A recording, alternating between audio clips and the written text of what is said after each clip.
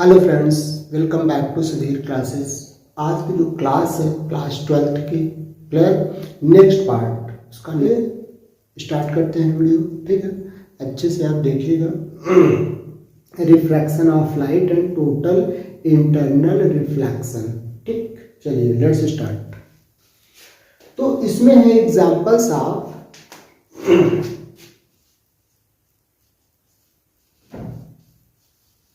examples of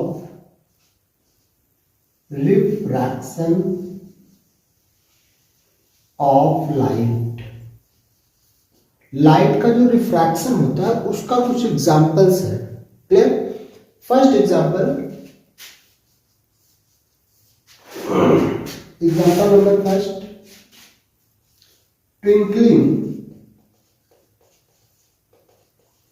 twinkling of stars. Stars twinkling क्यों करते हैं, मतलब जो तारे हैं वो टिमटिमाते क्यों हैं, क्या रीजन है? कुछ तो रीजन होगा। चलिए हम लोग देख लेते हैं ये तारे टिमटिमाते क्यों हैं। Let's see. देखिए जो स्टार्स होते हैं, दिस इज अ स्टार। ठीक, ये सारे स्टार हैं। Well, light of stars passes from higher to lower region. मतलब जब इसकी लाइट ऐसे आती है हमारे इस पर अर्थ पे, तो इसके जो एटमॉस्फेयर है इसमें बहुत सारे पार्टिकल्स होते हैं। There are many particles available in the atmosphere of there are many particles available in the atmosphere. बहुत सारे एटमॉस्फेयर, बहुत सारे पार्टिकल्स होते हैं, सबकी डेंसिटी डिफरेंट होती है। इसकी डेंसिटी कुछ और है, यहाँ से रिफ्लेक्शन होगा। इसकी डेंसिटी कुछ और है, यहाँ से रिफ्लेक्शन होगा। इसकी डेंसिटी कुछ, मतलब ये जो रिफ्लेक्शन की जो प्रक्रिया है रिफ्रैक्शन की, वो रिफ्रैक्शन का जो प्रोसेस है बार बार होता है। तो ये जो रिफ्रैक्शन होता है ड्यू टू डिफरेंट डेंसिटीज, अलग अलग डेंसिटी से जो रिफ्रैक्शन होता है, जो अपवर्तन होता है, यही रीजन है कि आपके जो स्टार्स है वो ट्विंकल करते हैं। क्यों? क्योंकि इसकी जो पार्टिकल्स हैं उसकी डेंसिटी अलग है, हाई डेंसिटी अलग है। तो मैंने आपको बताया when rays comes from different densities, अगर अलग अलग डेंसिटीज में रेज आती हैं तो उसमें क्या होता है, रिफ्रैक्शन होता है, रिफ्रैक्शन का प्रोसेस होता है। ठीक है, जैसे ऊपर आपका डेंसिटी कम है, नीचे ज़्यादा है, जब रेयरर से डेंसर में आता है तो ये क्या होता है भाई, ऐसे आपका ये रिफ्लेक्शन होता रहेगा। ठीक है, उसकी ओर बेंड होगी, फिर आगे जाएगी, फिर बेंड होगी, फिर आगे जाएगी, फिर बेंड होगी। तो ये प्रोसेस चलता रहेगा। तो यही रीजन है आपका twinkling of stars. One word हम समझे कि इसका मेन रीजन है different densities of particles available in the atmosphere. ये इसका मेन रीजन है। ठीक है, नेक्स्ट सेकंड है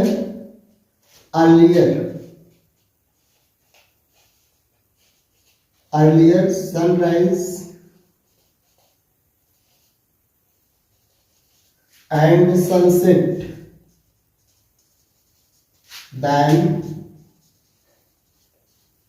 usual sunrise and sunset।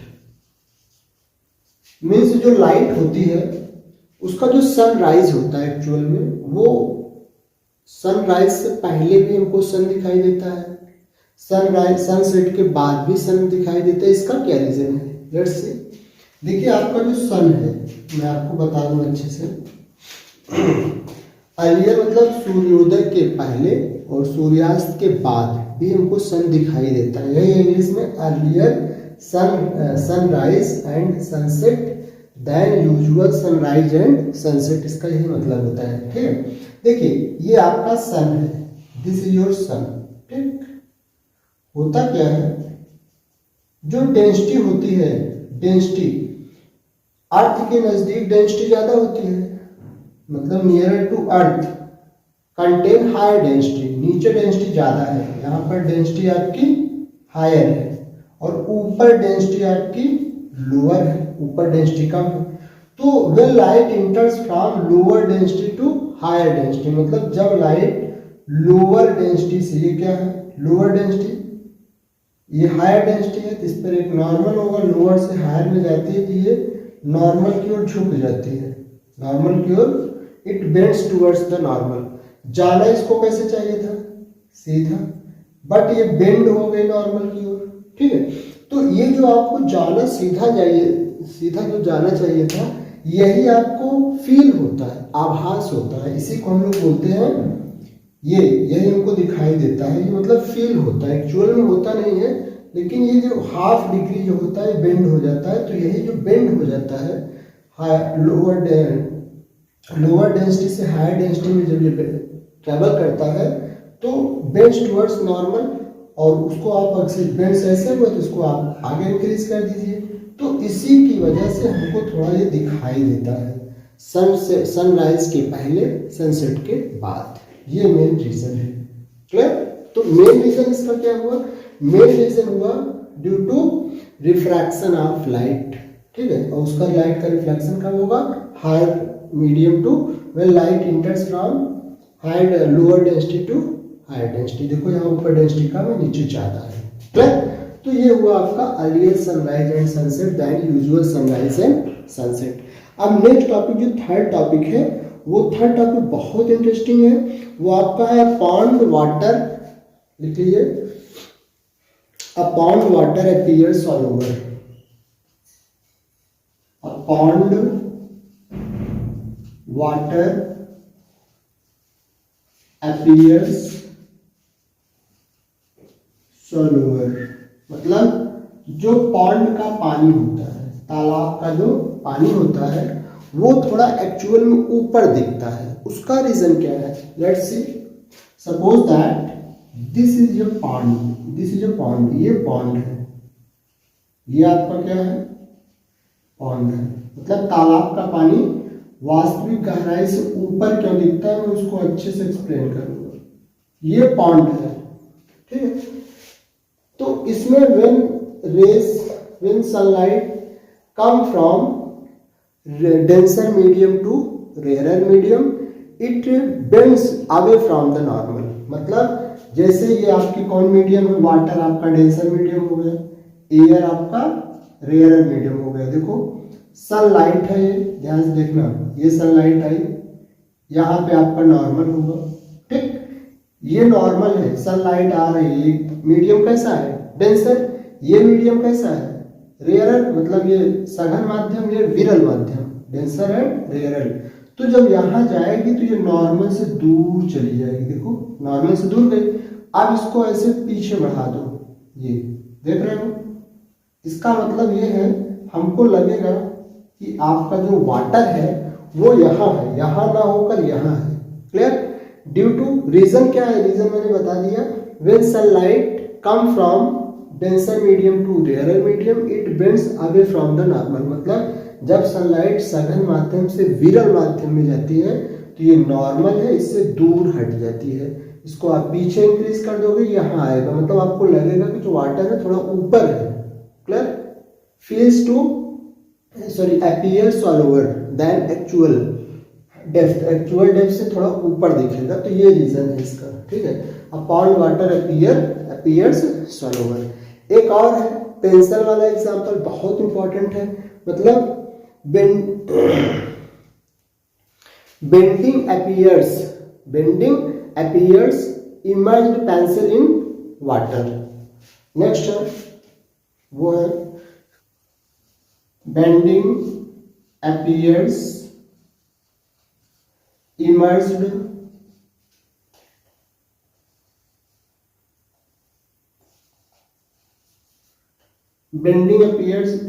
pencil in water। मतलब जो पानी है, पानी में जो पेंसिल है मुड़ी दिखाई देती है। रीजन क्या है, लेट्स सी, ये आपका कंटेनर है, क्लियर, ये कंटेनर है, इसमें मैंने एक पेंसिल ऐसे रख दिया, ये आपकी पेंसिल है, ठीक है, इसमें ऐसे पानी भरा हुआ है, देख रहे हो, मैंने यहां लिखा है बेंडिंग अपीयर्स। बेंडिंग अपीयर्स का मतलब झुकी दिखाई देती है। इमर्ज्ड मतलब डूबी हुई, पेंसिल इन वाटर, वाटर में जो पेंसिल डूबी रहती है थोड़ा मुड़ी दिखाई देती है, उसका रीजन क्या है? रीजन ये है, लेट्स सी, बहुत सिंपल रीजन है, सेम रीजन मैंने अभी एक्सप्लेन किया था, when sunlight come from denser medium to rarer medium it bends away from the normal, यही मैंने बताया है। अब देख लेते हैं कैसे होगा। देखिए ये आपका कैसा मीडियम है? डेंसर, ये है आपका एयर और ये है आपका वाटर। अब सनलाइट देखो आ रही है ऐसे, यहां पर आई, ये नॉर्मल है, ठीक। जाना कहाँ चाहिए था? देखो यही आपको कॉन्सेप्ट क्लियर करना है। एक मिनट, थोड़ा अच्छा नहीं बनाएंगे, एक मिनट। सनलाइट, ये देखो सनलाइट आ गई यहां से, ये ठीक, यहां से इसे नॉर्मल बना देंगे। देखो ये नॉर्मल है, ये नॉर्मल है, इससे दूर जाएगी, ऐसे देखो, इसको ऐसे कर दो। अब जैसे इसको वैसे पीछे बढ़ा दोगे तो ये लगेगा कि आपको पेंसिल यहाँ ना होकर ये पेंसिल अपीयर्स होगा कि यही है। इसको थोड़ा सा ऐसे यहीं से मोड़ दो, ऐसे, ठीक है। अब देखो ये ड्यू टू, भाई आप लाइट यहाँ से गई, यहाँ से ये डेंसर मीडियम है, रेयरर मीडियम मतलब सघन माध्यम, ये विरल माध्यम, इससे दूर जाएगी, ये रूल है। इसको पीछे बढ़ा दो तो लगेगा कि पेंसिल यहाँ ना होकर यहाँ है, तो ये रीजन है आपका bending appears emerged pencil in water, मतलब जो पानी में डूबी पेंसिल है ऐसा लगेगा कि एक्चुअल डेप्थ से थोड़ा ऊपर है, ठीक। नोट डाउन कर लीजिए। Next, internal, total internal reflection and critical angle, total internal reflection and critical angle, ठीक है। इसको बोलते हैं पूर्ण आंतरिक परावर्तन और क्रिटिकल एंगल मीन्स क्रांतिक कोण, पूर्ण आंतरिक परावर्तन और क्रांतिक कोण, क्लियर। अब इसमें मैं कुछ एग्जांपल्स देखूंगा कि इसमें है क्या, what is this, we see it with the help of some examples. First है, this is a water containing container, ये वाटर कंटेनिंग कंटेनर है, क्लियर। इसमें आपको 3 टाइप्स के नॉर्मल दिखाई देगा, first, second and third, clear. First है, first देखिए, this is a incident ray, ये incident ray, clear, angle of incident. तो इस कंडीशन में when rays come from denser medium to rarer medium it bends away from the normal, ये rarer medium है water, sorry denser medium water, rarer medium air, तो ये light normal से कहाँ जाएगी, आगे दूर जाएगी, ये देखो दूर गई ना। तो ये पहला कंडीशन। बट अगर हम इस इंसिडेंट एंगल को और थोड़ा सा इंक्रीज कर दें और बढ़ा दें, ये देखो मैंने इस एंगल को बढ़ा दिया, आई बढ़ गए, तो ये जो आपका रिफ्रैक्टेड एंगल है ये 90 बना देगा, इस नॉर्मल से कितना बना देगा, 90, क्लियर। बट अब नेक्स्ट कंडीशन में मैंने इसको और बढ़ा दिया, इस कंडीशन में जब मैंने इसको और बढ़ा दिया तो ये जो रिफ्रैक्टेड एंगल है वो ही अपने ही मीडियम में वापस आ गया। 3 कंडीशन क्रिएट हुई। First condition, I less than R, ठीक है। तो इस कंडीशन में ये कंडीशन है, I less than R means incident angle refracted angle से कम है।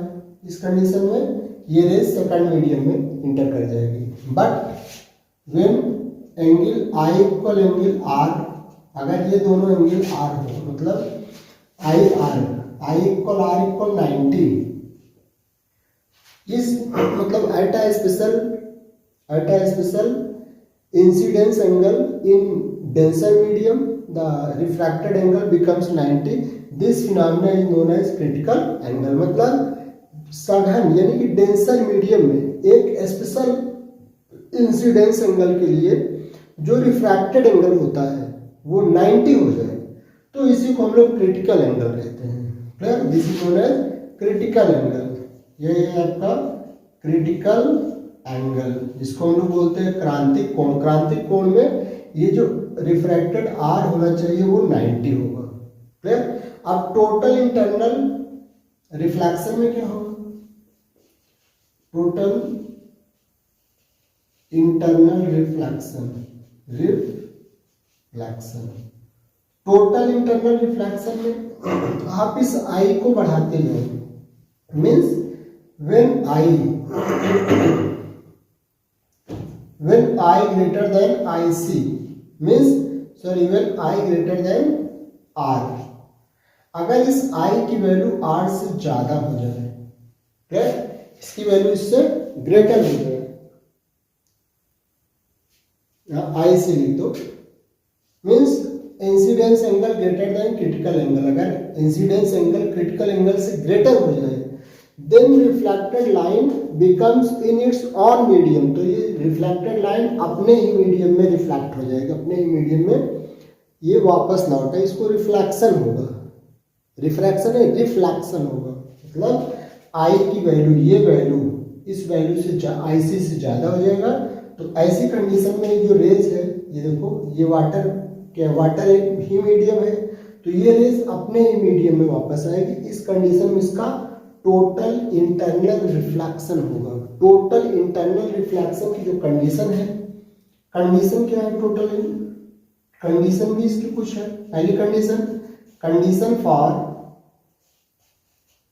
Total internal reflection, total internal reflection की कंडीशन क्या है? पहली condition, light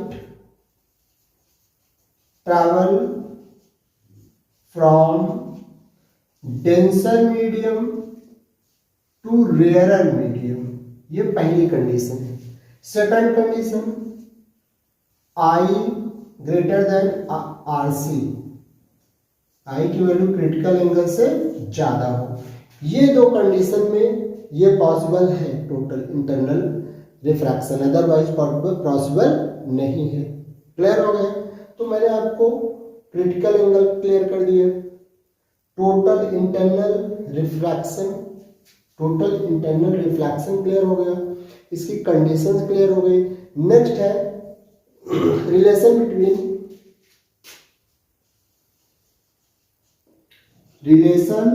between critical angle and refractive index, दोनों में क्या रिलेशन है क्रिटिकल एंगल और रिफ्रैक्टिव इंडेक्स में, देख लेते हैं। वी हैव टू मीडियम, हमारे पास टू मीडियम है।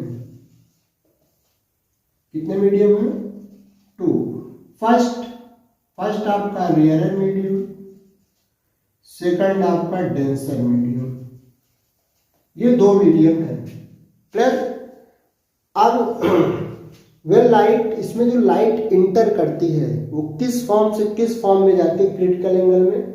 मैंने अभी डेफिनेशन बताई थी, under critical angle light travels from denser medium to rarer medium, मतलब इसमें डेंसर से रेयरर में लाइट जाएगी। मीन्स रिफ्रैक्टिव इंडेक्स, ये refractive index 2n1 means refractive index of 1 with respect to 2, मतलब refractive index of rarer medium with respect to denser medium. होता क्या है? ये होता है आपका sine I upon sine R. Clear? But according to critical definition of critical angle की definition में मैंने यहाँ साफ लिखा है आई इक्वल आर इक्वल, ये कितना होगा? 90, मतलब ये वैल्यू तो 90 हो जाएगी और ये जो ये वैल्यू है वो आपका C हो जाएगा। ठीक है?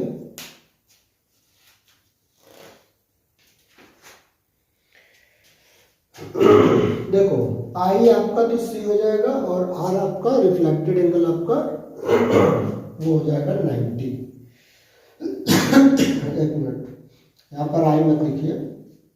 यहाँ पर जो इस कंडीशन में ये होता है I equal C and R equal 90, मतलब I की जो वैल्यू है वो तो रिफ्रैक्टिव इंडेक्स C के इक्वल होगी, बट R जो है 90 हो जाएगा। तो यहाँ से जो वैल्यू मिलकर निकल कर आएगी 2n1 equal sine C upon sine 90।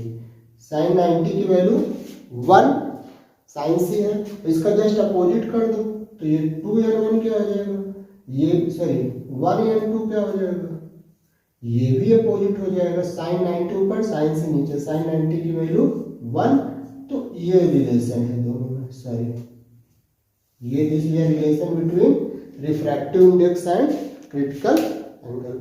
जल्दी से नोट करो गाइस, नेक्स्ट क्वेश्चन की ओर चलते हैं। अब इसमें कुछ क्वेश्चंस हैं, उसको भी देख लेते हैं।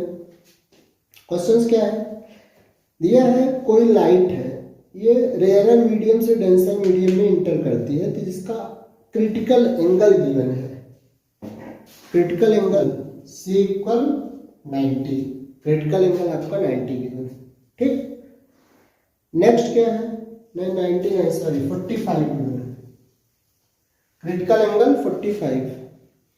तो आपको बताना है कि रेयर मीडियम के रिस्पेक्ट में डेंसर मीडियम का refractive index 1 and 2, rare medium के रिस्पेक्ट में डेंसर मीडियम का रिफ्रैक्टिव इंडेक्स 1 एंड 2 फाइंड करना है। 1 एंड 2 में सभी फॉर्मूला मैंने बताया, तो 1 by sine C, sine C means 45 की वैल्यू 1 बाई रूट टू ऊपर जाएगा तो वैल्यू निकल कर आ जाएगी 1.414, ये रिफ्रैक्टिव इंडेक्स की वैल्यू आ गई। तो बस गाइस आज इतना है, वीडियो बहुत लंबा हो रहा है, मिलते हैं नेक्स्ट वीडियो में नए टॉपिक के साथ। आप लोग चैनल्स को लाइक सब्सक्राइब शेयर करना तो बिल्कुल मत भूलना, ठीक। दैट्स ऑल, और बस।